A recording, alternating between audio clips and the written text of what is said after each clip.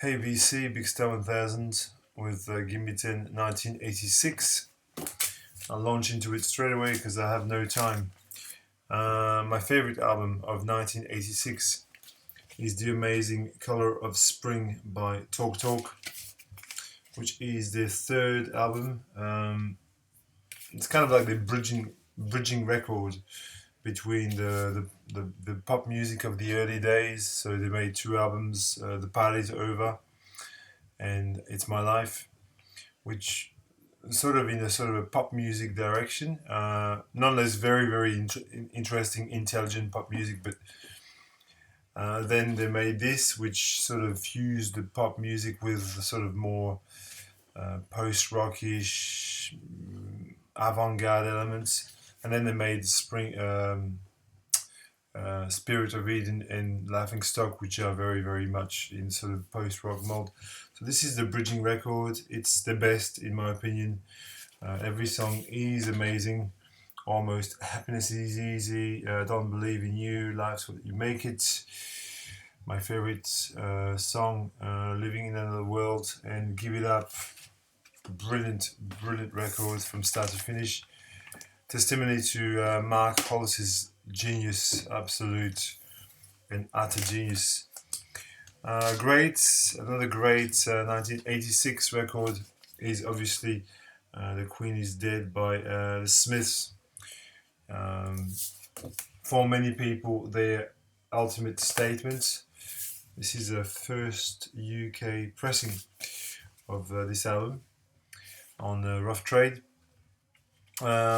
Obviously, there's not very much I can say that's going to be that groundbreaking about The Queen is Dead. It's a classic album, you know, most people know it. Talking about my personal favorite tracks on this album, Big Math strikes again. The boy with thorn on his side, and there is a light that never goes out. Undoubtedly, the songs that I go back to the most. But you know, Franklin, Mrs. Shankly, Cemetery Gate, Vicar and Tutu, all the songs are amazing. You know how literate Morrissey is amazing. Here is an album that I picked up fairly recently, but I want to add it in this list. And I'm talking about The Ghost Trade by Campbell now. It's been just reissued by Light in the Attic about a couple of months ago, and I picked it on re-release. Campbell now is what This Heat did after This Heat. Admittedly, it's just Charles Hayward, because Charles Bullen went and did other things like the live tones, for example. This is amazing. This record. It's experimental. It's made up of thousands of hours of rehearsal tapes, and so it's very layered. A really amazing sounding record, really. You know, what would you call this? Experimental rock, but you know, in its own vein, really. And a good segue, experimental rock. Another excellent experimental rock album from 1986, Evil by Sonic Youth.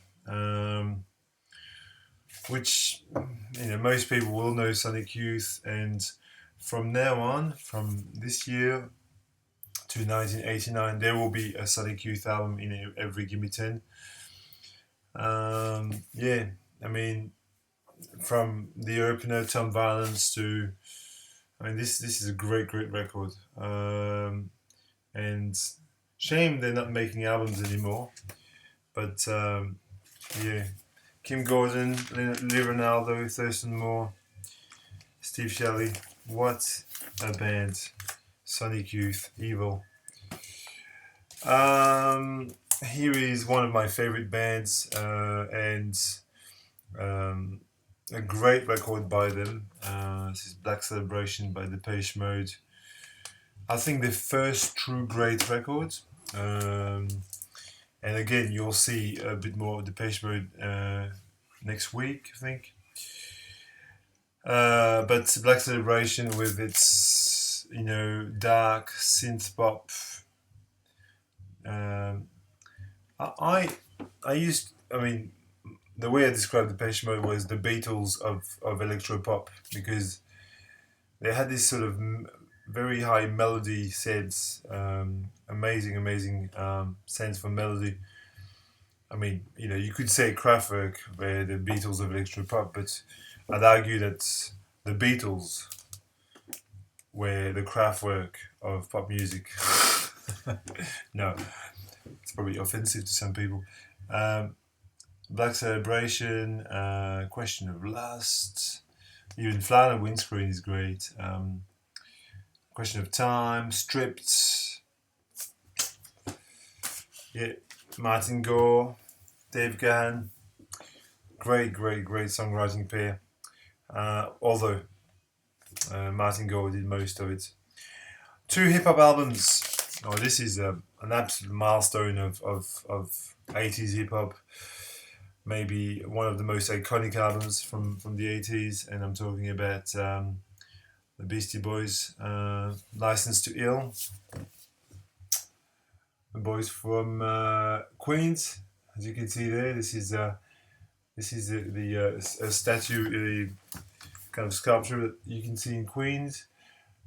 Beastie Boys, Fight for Your Right to Party. I mean, when I was about 15 or 16 years old, I played this to death.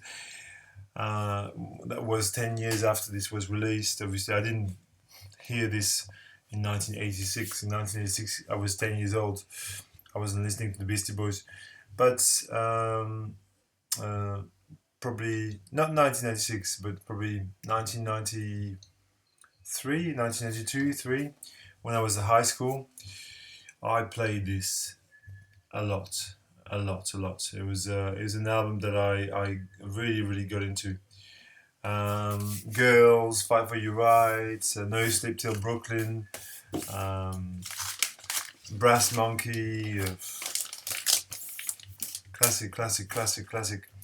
And also classic is Raising Hell by Run DMC. I mean, I don't know if I can say anything about this as well, Obviously it contains a monster hit, Walk This Way, which is basically everybody knows. But aside from that, Peter Piper's Tricky, My Adidas, the first 4 songs would blow you away.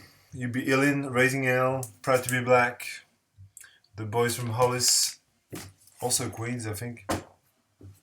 Brilliant. And I'll finish off with a mix of my 2 countries. My home country and, my mother country, France, and my home country, Australia. Will get some kudos here.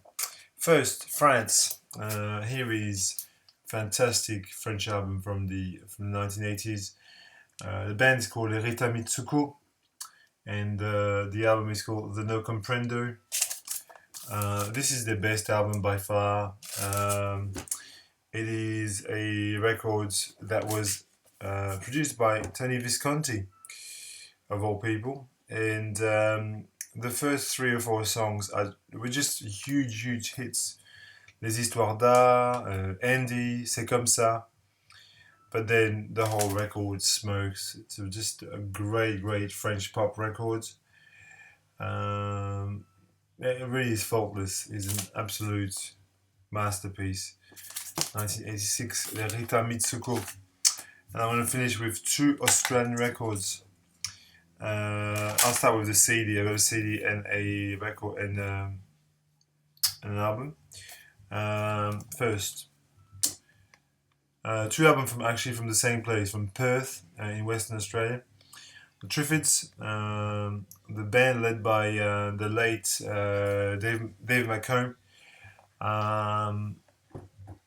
genius songwriter, Born Sandy Devotional, which was at the time the deluxe edition, which came out in I don't know, in the yeah, in the mid 2000s maybe that came out. Don't know, but you can find this on vinyl now. I've never re-bought it on vinyl. This is a fantastic tribute to the Western Australian space. The iconic song on this is "Wide Open Road," which really is almost the ultimate Australian driving song. It's you can the images that he projects in the song are really impeccable. So this is the deluxe edition, Born Send Devotional by the Triffids. I highly recommend this record. It's brilliant. And equally brilliant is Died Pretty, Free Dirt. Band Died Pretty, fronted by Ron Pino. And this is a perfect record, really, from start to finish. And I sent this to Christoph recently. Christoph, if you're watching, I hope you enjoyed this fine album. Free Dirt, kind of both of these records, Triffids and Free Dirt and Died Pretty. Both of these bands sort of dabble in jangle pop. They're in a kind of same realm. I'm going to finish now because I've got work to do, I've got stuff to do, but I'll see you next week.